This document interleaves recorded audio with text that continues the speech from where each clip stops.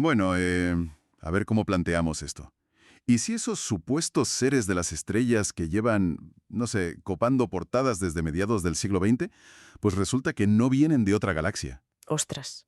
Es que plantear que vienen de la propia Tierra, pero del año 8000 es... Es una locura, claro.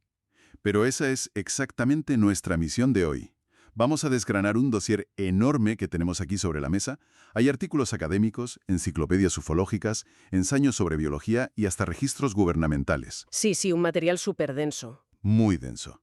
Hoy vamos a hacer una inmersión profunda en la asombrosa hipótesis de los ovnis como viajeros del tiempo.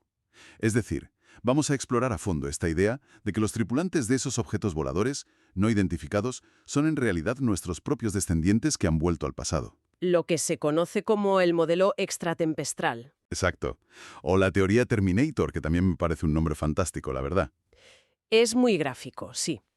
A ver, es un cambio de paradigma radical. Y aunque, claro, la ciencia académica convencional califica esto de directamente implausible o de, bueno, simple ciencia ficción, Que lo es, a primera vista. totalmente, pero la cantidad de atención que genera esta teoría es innegable. O sea, en los documentos vemos un interés que abarca desde, por ejemplo, el ex ingeniero aeroespacial de la NASA, Larry Lemke, pasando por cineastas de la talla de Steven Spielberg. Casi nada. Sí, sí, y llegando hasta representantes públicos como el congresista estadounidense Mike Gallagher, que llegó a sugerir esta posibilidad en audiencias oficiales. Bueno, y sobre esto hago un pequeño inciso indispensable ahora que empezamos.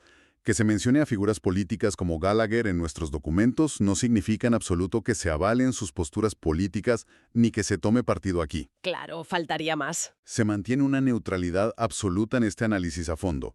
Si traemos su nombre a colación es pura y exclusivamente para ilustrar cómo esta narrativa ha logrado saltar de, yo qué sé, los foros de Internet más oscuros a las altas esferas del debate público y cultural. Es que la influencia es gigantesca. El alcance cultural que tiene esto es enorme. Muy bestia. Pero, claro, para entender el origen de una propuesta tan audaz como esta, primero hay que indagar en las carencias del relato tradicional.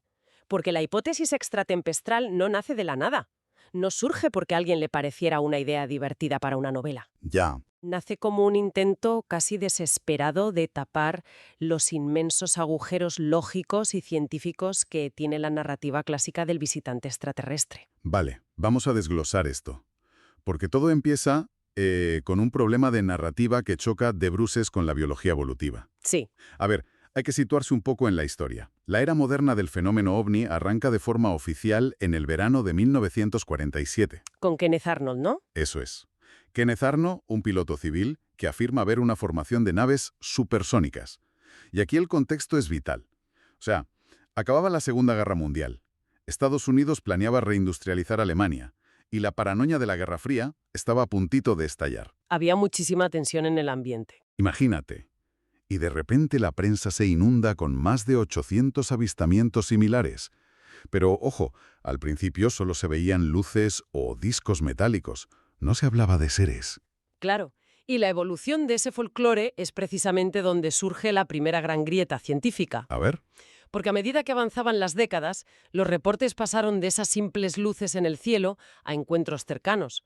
Y luego, bueno, a las famosas abducciones. El caso de Barney y Betty Hill en el 61 es, digamos, el ejemplo paradigmático. El clásico, sí. De pronto, los testigos ya no solo describían naves, sino a los ocupantes de esas naves. Y el patrón que se repetía hasta la saciedad era la descripción de entidades humanoides, los archiconocidos grises. Estos de cabeza grande y ojos negros, ¿no? Exactamente. Seres bípedos con 2 brazos, 2 piernas, un torso, un cuello, una cabeza, 2 ojos, una nariz y una boca. Y claro, al escuchar esa descripción milimétrica, cualquier biólogo evolutivo se llevaría las manos a la cabeza. Con toda la razón, ¿eh? Y es muy importante entender el porqué de ese rechazo. El paleontólogo George Gaylord Simpson, por ejemplo, publicó un artículo demoledor en 1964 sobre esto. Ajá. Él argumentaba que la evolución no es un camino predeterminado hacia la forma humana. Es decir, no hay un mapa que diga que la inteligencia debe tener 2 brazos y 2 piernas. Es más bien una serie de accidentes históricos y presiones ambientales muy locales. Ya. Y luego, Stephen Jay Gould, el famoso biólogo, remató esta idea con su experimento mental de rebobinar la cinta de la vida.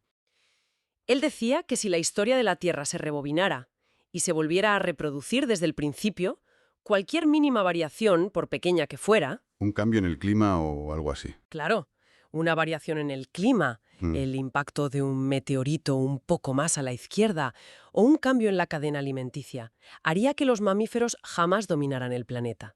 Nosotros, como especie, somos el resultado de millones de coincidencias aleatorias. Entiendo. O sea, a mí me gusta pensar que la evolución es como tirar miles de millones de dados a la vez. Y la idea de que en otro planeta, situado a años luz de distancia, bajo una gravedad totalmente diferente, orbitando una estrella distinta, con una atmósfera que a saber cuál es, Sí, sí. que en esas condiciones la tirada de dados haya dado como resultado a un tipo bajito, con 2 brazos, 2 piernas, y que camine erguido. Bueno, es como ganar la lotería 2 veces seguidas con el mismo billete. Carece de cualquier sentido lógico. Esa es la clave del asunto. Y los autores Jack Cohen e Ian Stewart profundizan enormemente en esto, en un libro que analizan las fuentes, que se llama Evolving the Aliens. Ah, qué buen título. Sí, explican muy bien la mecánica de por qué la forma humanoide no tiene por qué ser universal. A ver, ponen de ejemplo el bipedismo. El hecho de caminar sobre 2 piernas surgen los primates terrestres para poder otear por encima de las altas hierbas de la sabana africana, ¿verdad? Para ver a los depredadores. Exacto. Y también para liberar las manos y usar herramientas. Y lo mismo pasa con los 2 ojos frontales. Es el rasgo típico de un depredador que necesita visión estereoscópica para medir bien las distancias al cazar. Y todo eso está moldeado por la Tierra. Efectivamente. Atribuirle todas estas características tan específicas desarrolladas por el ecosistema de nuestro planeta a un ser que supuestamente viene de un entorno cósmico completamente ajeno es biológicamente inverosímil. Así que la ufología choca contra un muro infranqueable aquí, porque si la ciencia te demuestra que es prácticamente imposible que los tripulantes de estas naves provengan del espacio exterior profundo precisamente por culpa de su aspecto tan antropomorfo, Exacto. pues la comunidad que estudia estos fenómenos se ve un poco forzada a buscar otra salida. Es decir, piensan, ¿si se parecen tanto a nosotros? ¿Y si resulta que vienen de nuestro propio planeta pero de otro momento temporal? Y justo aquí es donde se produce la gran fractura teórica. Ya en el año 75, fíjate, el investigador Jacques Vallée asomó la cabeza en esta dirección, con su libro The Invisible College. 75, madre mía. Sí, hace ya unas décadas. Vallée cuestionó la naturaleza de todo el fenómeno, sugiriendo que la pregunta de qué planeta vienen era, de base, la pregunta equivocada. Él planteó que si la física del espacio y el tiempo es mucho más maleable de lo que pensamos, pues estos seres podrían provenir de un lugar en el tiempo. Un lugar en el tiempo. Me encanta esa frase. Es poética, ¿verdad? Podrían ser entidades locales, terrestres, pero desplazadas cronológicamente. Y aquí es donde se pone realmente interesante. Porque el dossier que estamos manejando hoy no se queda solo en filosofía abstracta de los años 70, no. Nos presenta académicos contemporáneos que han intentado crear modelos anatómicos para demostrar que esos supuestos alienígenas somos, literal, nosotros dentro de miles de años. Exacto. Hablo del Dr. Michael P. Masters, que es profesor de antropología biológica y en sus libros Identified Flying Objects y The Extraterrestrial Model entra al detalle de esto. Es que el trabajo de Masters es un intento brutal de dotar de rigor anatómico a toda esta teoría. Él no se centra tanto en cómo funcionan las naves, que eso se lo deja a los físicos, sino en la morfología. Analiza las tendencias de la evolución humana a largo plazo para ver hacia dónde nos dirigimos. ¿Y qué conclusiones saca? Porque la mecánica debe ser fascinante. Lo es. A ver, él señala que a lo largo de toda la historia homínida, nuestros cerebros no han dejado de crecer. Cierto. Y eso, por pura física, requiere cráneos cada vez más grandes. Pero al mismo tiempo, nuestras dietas se han vuelto muchísimo más procesadas y más blandas a lo largo de los milenios. Ya no masticamos raíces crudas ni carne dura, claro. Eso es. Y eso reduce drásticamente la necesidad de tener unos músculos masticadores fuertes, lo que hace que nuestra mandíbula y el tercio inferior del rostro se encojan poco a poco. Ostras.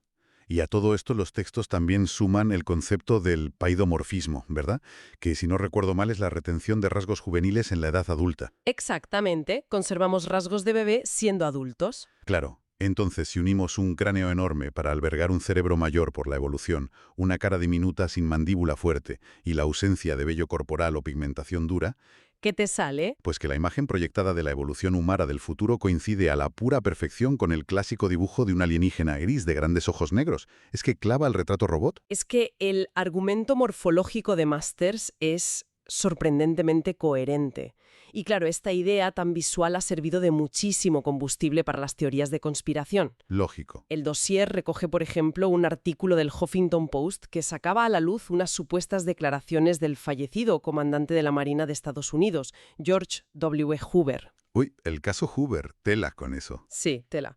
Según este relato, que hay que decir que no está verificado de forma independiente, Hoover habría confesado en su lecho de muerte o en privado que el famosísimo choque de Roswell, el de 1947, Sí. que no fue protagonizado por extraterrestres, sino por entidades extratemporales. Humanos del futuro. Eso es, humanos del futuro que, en su línea de tiempo, habrían logrado romper la barrera de la velocidad de la luz y manipular el continuo espacio-tiempo para acabar estrellándose en el desierto de Nuevo México. Madre mía.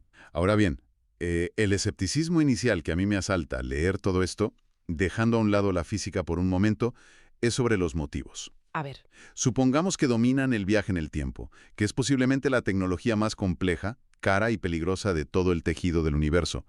¿Para qué vuelven? Porque los textos sugieren cosas como el turismo temporal, o aún más curioso, la investigación paleoantropológica. sí, el trabajo de campo. Claro, es que hay un contraste casi cómico en imaginar que la tecnología definitiva de la creación se utiliza simplemente porque, no sé, unos estudiantes de posgrado del futuro necesitan completar las horas de trabajo de campo para su tesis doctoral sobre los humanos del siglo XX. Es un poco absurdo. Ya, suena un poco a chiste. Pero lo fascinante aquí es cómo esta aparente trivialidad esconde en realidad motivos de profunda supervivencia y de curiosidad existencial. ¿En qué sentido? Pues si evaluamos las presiones a las que se enfrenta nuestra civilización actual, hablamos de un cambio climático extremo, de la inminente singularidad tecnológica con la inteligencia artificial, de los primeros pasos en la edición genética masiva, es altamente probable que el ser humano del futuro experimente una divergencia evolutiva radical o que pase por una crisis profundísima. Un cuello de botella evolutivo, claro. Exacto. Desde un punto de vista antropológico, poder viajar al pasado real y observar empíricamente sin intermediarios cómo vivían sus antepasados, cómo lograron superar esas crisis globales que a punto estuvieron de extinguirlos, eso tendría un valor científico incalculable para ellos. Entendido. Vale. Concedamos entonces que tienen el motivo existencial, y concedamos también que, oye, la biología de Masters podría encajar. Pero todo este andamiaje maravilloso se estrella espectacularmente contra el problema fundamental del viaje en el tiempo, las leyes inquebrantables de la física teórica y la omnipresente paradoja del abuelo. El gran dolor de cabeza. Totalmente. Porque si uno de estos investigadores del futuro viaja al pasado y por accidente, yo qué sé, pisa una mariposa, o peor aún, evita que sus propios abuelos se conozcan, Borraría su propia existencia al instante. claro.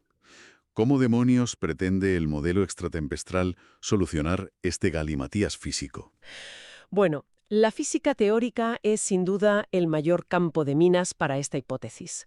Algunos teóricos, como J. Richard Gott o Ronald Mallet, sí que han formulado ecuaciones basadas en la relatividad general de Einstein y demuestran que las curvas cerradas de tipo tiempo, Las famosas curvas temporales. esas, caminos a través del espacio-tiempo que regresan a su punto de origen en el pasado, demuestran que son matemáticamente posibles bajo unas condiciones súper extremas de energía y gravedad.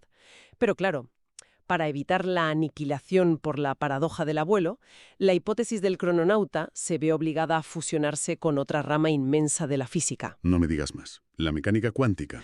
¿Has acertado? La mecánica cuántica y, en concreto, la interpretación de los múltiples mundos. A ver si lo entiendo. Es decir, que el viaje no ocurre sobre la misma cuerda, sobre la misma línea de tiempo, sino saltando a otras dimensiones. Básicamente, la mecánica cuántica plantea que el universo no es una única línea temporal inalterable.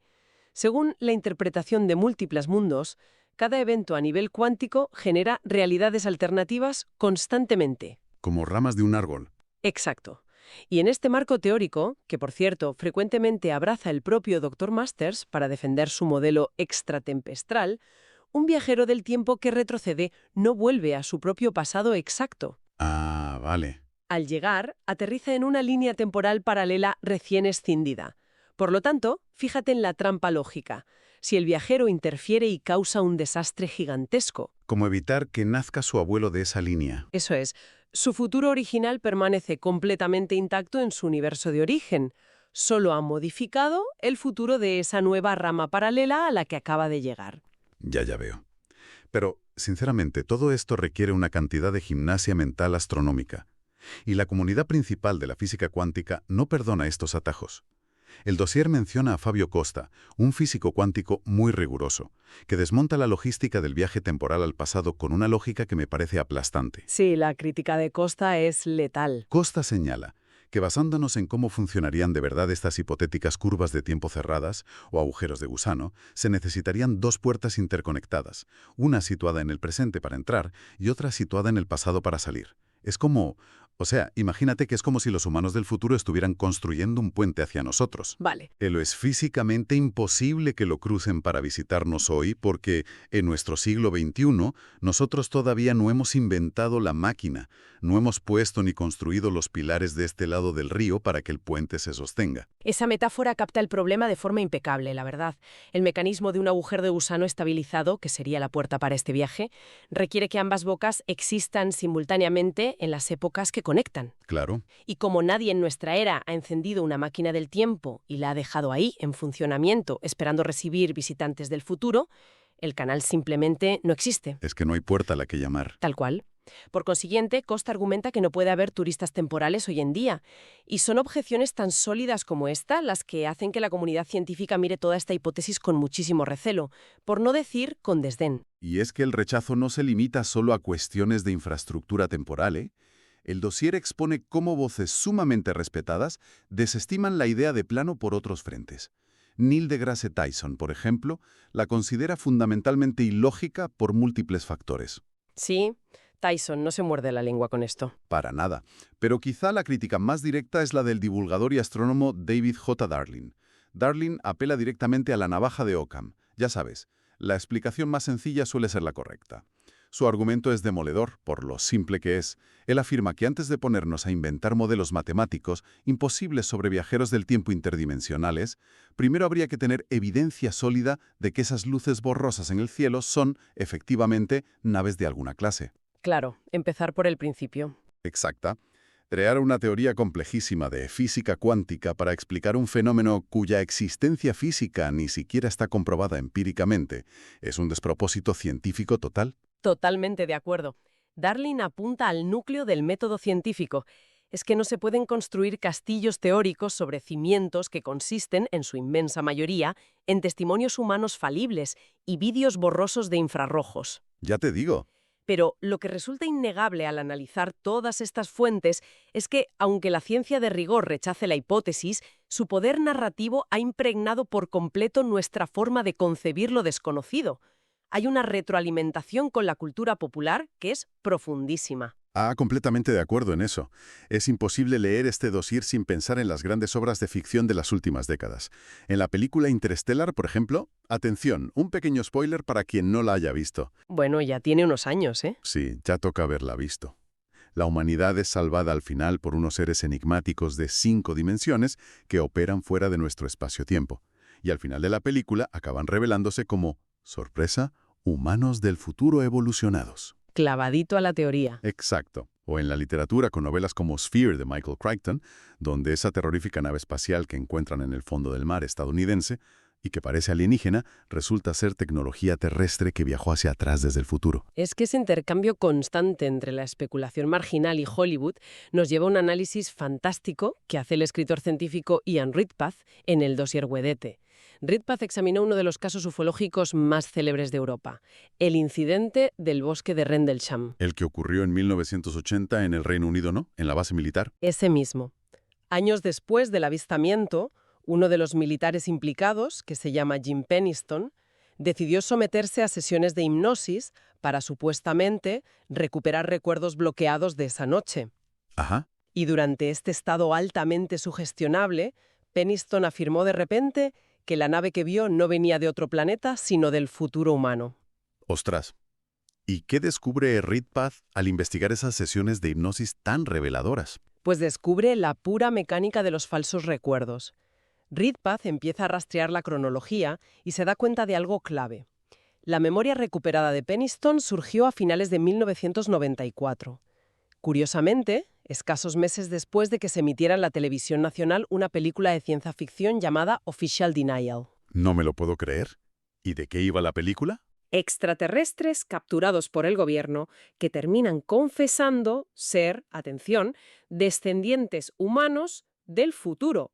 Para Ridpath, la mente del testigo simplemente absorbió la narrativa de la película que había visto por la tele y, bajo el estrés y la sugestión de la hipnosis, la proyectó como un recuerdo propio vivido. ¡Qué barbaridad!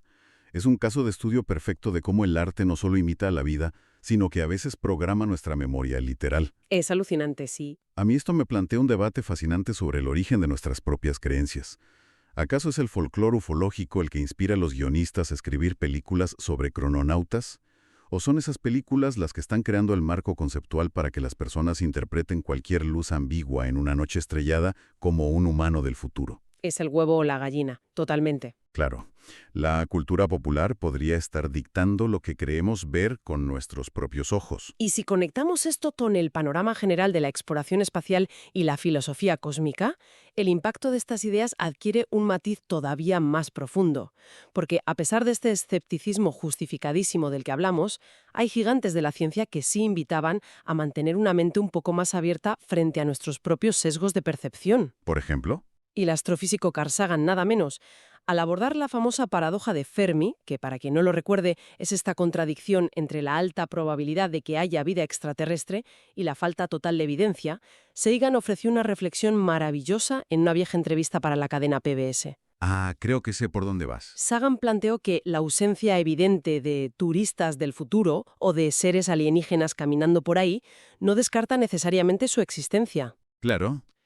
Sugirió que la disparidad tecnológica y evolutiva podría ser tan colosal, pero tan incomprensible, que tal vez ya estén presentes, operando a nuestro alrededor. Pero nosotros carecemos por completo de los sentidos físicos y del marco conceptual para siquiera reconocerlos. O sea, estaríamos ante un problema de traducción cognitiva, ¿no? Nuestra percepción humana del siglo XXI no sabría cómo procesar un salto tecnológico de cientos de miles de años. Exacto.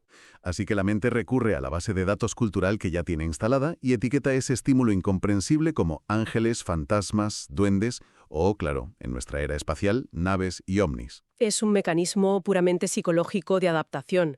Necesitamos reducir lo inefable a algo que podamos clasificar, algo que podamos temer o adorar según la época histórica en la que vivamos. Bueno, entonces, ¿qué significa todo esto? Si juntamos todas las piezas de este inmenso rompecabezas bibliográfico que hemos analizado hoy, tenemos los modelos de evolución craneofacial de Masters, el debate sobre el bipedismo de Gould, los malabarismos de la mecánica cuántica con líneas temporales múltiples y esta influencia innegable de la ciencia ficción de Hollywood. Muchas piezas, sí. Lo que nos queda, evidentemente, no es una teoría científica validada. Nos queda un reflejo cultural. La hipótesis del viajero del tiempo nos sirve para intentar reconciliar lo abrumador que es el espacio exterior con los misterios de nuestra propia biología y los estrictos muros de la física teórica. Al final acabamos cogiendo a nuestros propios descendientes futuros y los subimos al pedestal de omnipotencia que la humanidad siempre ha reservado para los dioses o para seres mágicos de las estrellas. Es que la necesidad de dar sentido a lo inexplicable es profundamente humana. Y ese es, creo yo, el verdadero valor de destripar todas estas fuentes en nuestro análisis hoy. Al margen de que alguien confíe en la veracidad de los avistamientos o de que le parezca todo un fraude, observar cómo se construye paso a paso este modelo demuestra la asombrosa capacidad intelectual de nuestra especie. Totalmente. Somos capaces de entrelazar conocimientos de campos completamente aislados. Hablamos de mezclar antropología, física de partículas, paleoecología y folclore, todo junto para buscar respuestas a los misterios que nos rodean en el cielo nocturno. Es precioso, visto así. Y para cerrar la inversión de hoy, me gustaría dejar una última reflexión en el aire. Una idea que me surge de leer los motivos detrás de la evolución de estos hipotéticos crononautas. Te escucho. Muchos de los textos afirman que el aspecto extraño de estos grises temporales es fruto de la adaptación a condiciones muy extremas en la Tierra. En los cómics de ciencia ficción clásicos se habla de sobrevivientes a guerras nucleares.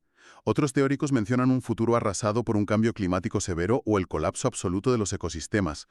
Pero, si como un puro ejercicio de imaginación se acepta que estos seres que desafían la física son realmente la descendencia de nuestra era, eso implica un desenlace definitivo. Un desenlace que habla directamente de la resiliencia de la humanidad. Eso es. Significa que nuestra especie, a pesar de las guerras que tenemos hoy, del deterioro del clima y de su propia inmadurez tecnológica, no se extingue. Significa que contra todo pronóstico estadístico se logra sobrevivir a los propios instintos autodestructivos para llegar al año 8000 y mucho más allá. Es una forma muy bonita de verlo. En el fondo, imaginar que un ovni esconde a un humano del futuro es, paradójicamente, el mensaje más optimista que se puede concebir sobre la viabilidad y el destino de la civilización terrestre. Así que, la próxima vez que se observe el cielo nocturno en busca de respuestas indescifrables provenientes de otra galaxia, tal vez lo que la humanidad debería estar buscando es la garantía de su propio futuro, devolviéndole la mirada desde las estrellas. Qué gran conclusión, la verdad. Ha sido apasionante tirar de este hilo temporal. Muchísimas gracias a quien nos escuche y hasta la próxima inmersión profunda.